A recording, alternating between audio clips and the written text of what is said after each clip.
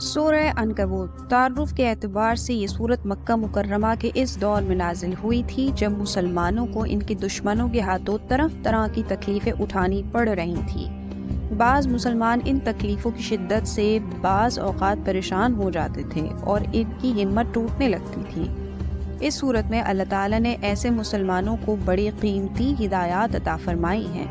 اول تو سورت کے بالکل شروع میں فرمایا گیا کہ اللہ تعالیٰ نے مومنوں کے لیے جو جنت تیار فرمائی ہے وہ اتنی سستی نہیں کہ کسی تکلیف کے بغیر حاصل ہو جائے۔ ایمان لانے کے بعد انسان کو مختلف آزمائشوں سے گزرنا ہی پڑتا ہے۔ دوسرا یہ تسلی بھی دی گئی کہ یہ ساری تکلیفیں عارضی نوعیت کی ہیں اور آخرکار ایک وقت آنے والا ہے جب ظالموں کو ظلم کرنے کی طاقت نہیں رہے گی اور غلبہ اسلام اور مسلمانوں ہی کو حاصل ہوگا۔ اسی پس منظر میں اللہ تعالیٰ نے اس صورت میں پچھلے انبیاء اکرام علیہم السلام کے واقعات سنائے ہیں، جن میں سے ہر واقعے میں یہی ہوا ہے کہ شروع میں ایمان لانے والوں کو مشکلات کا سامنا کرنا پڑا، لیکن آخرکار اللہ تعالیٰ نے ظالموں کو برباد کیا اور مظلوم مومنوں کو فتح عطا فرمائی۔ مکی زندگی کے اسی زمانے میں کئی واقعات ایسے پیش آئے کہ اولاد مسلمان ہو گئی اور والدین کفر پر بضد رہے اور اپنی اولاد کو واپس کفر اختیار کرنے پر مجبور کرنے لگے۔ ان کا کہنا تھا کہ والدین ہونے کی وجہ سے ان کی اولاد کو دین و مذہب کے معاملے میں بھی ان کی فرمانبرداری کرنی چاہیے۔ اس سورت کی آیت نمبر 8 میں اللہ تبارک و تعالیٰ نے اسی سلسلے میں یہ معتدل اور برحق اصول بیان فرمایا کہ والدین کے ساتھ اچھا برتاؤ انسان کے اوپر فرض ہے، لیکن اگر وہ کفر یا اللہ تعالیٰ کی نافرمانی کا حکم دیں تو ان کی اطاعت جائز نہیں۔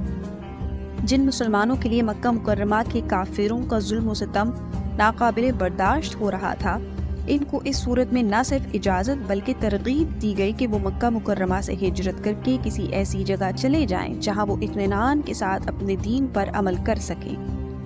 بعض کافر لوگ مسلمانوں پر زور دیتے تھے کہ دین اسلام چھوڑ دو، اور اگر اس کے نتیجے میں تم پر اللہ تعالیٰ کی طرف سے کوئی سزا آئی تو تمہاری طرف سے اسے ہم بھگت لیں گے۔ اس سورت کی آیت نمبر 12 اور 13 میں اس لنگ پیشکش کی حقیقت واضح کر دی گئی ہے کہ آخرت میں کوئی شخص کسی دوسرے کے گناہوں کا بوجھ نہیں اٹھا سکے گا۔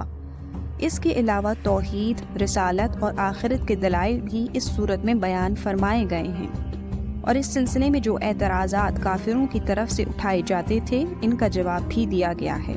عنکبوت عربی زبان میں مکڑی کو کہتے ہیں، اور اس صورت کی آیت نمبر 41 میں اللہ تبارک و تعالیٰ نے فرمایا ہے کہ مشرکین کی مثال ایسی ہے جیسے کسی نے مکڑی کے جالے پر بھروسہ کر لیا۔